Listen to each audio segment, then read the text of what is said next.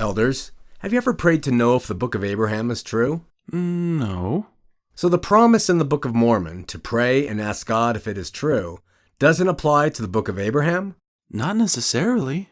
How can you trust that the Book of Abraham is the Word of God? We have to have faith that Joseph Smith is a prophet and that he had the gift to translate.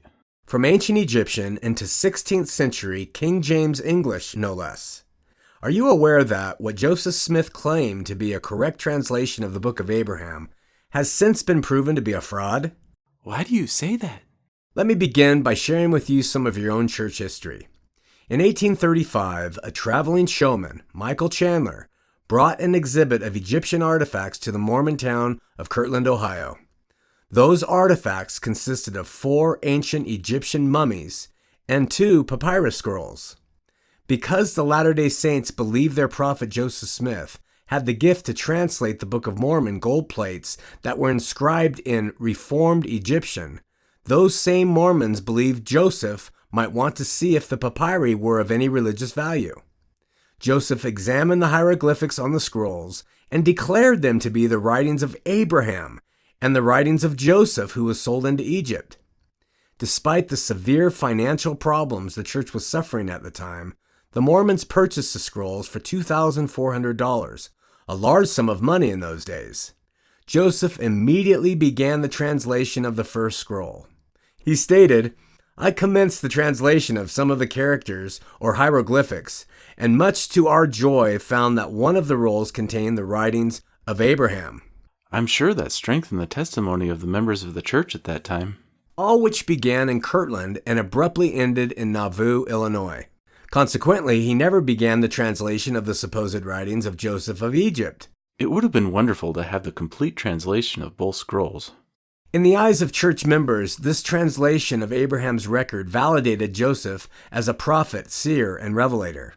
Contained within it were unique and distinct doctrines. Can you name a few? Well, as much as I can remember, there is the pre-existence of spirits, eternal progression, and the plurality of gods. And don't forget, it also introduced the first and only scriptural basis for denying the priesthood to people with black skin. It does? Where is that passage? You'll find the curse of Cain referred to in Abraham 1:21 through 27. The value and impact of the Book of Abraham was recognized at once by the faithful, and Joseph continued to expound upon its contents in lectures and sermons right up until the time of his death. When we meet again, I would like to tell you what became of the papyrus scrolls. It's an intriguing story that you'll want to hear. We hope you're enjoying Talking to Mormons. Are these episodes helping you better understand Mormonism and Christianity? Great! That is why they're being created. This undertaking started over a year ago. Danny, the founder of this project, was a dedicated member of the LDS Church for almost 60 years. Through much study and research, he began to see inconsistencies with the church's teachings and practices compared to those contained in the Bible.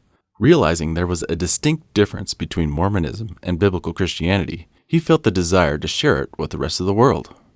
Danny proposed this idea to his friend Seth, who's a graphics and website designer. They decided that animation was the best way to convey their message. But this method comes at a cost. It takes them over 30 hours to produce one 5-minute video. That's $600 per episode. With all the costs factored in, it comes to about $2,500 a month. Currently, the entire project is being funded out of Danny's retirement savings. At this pace, they will not be able to continue much longer. So that's where you come in. They need your help. Imagine this. If 500 people gave $5 a month, Talking to Mormons could continue to develop new material every week. Even if you gave $1 or $3 a month, it would help so much. So what is Patreon? Simply put, it is a subscription-based business service for creators like Talking to Mormons. You create an account with Patreon, enter your credit card number, and they automatically deduct your pledge amount every month. There is no long-term commitment, and you can cancel at any time. Patreon is a secure, trusted site receiving excellent ratings by PC Magazine. Talking to Mormons has plans to do so much more, but is limited financially. Please consider donating to Talking to Mormons today, and we thank you in advance for your generous support.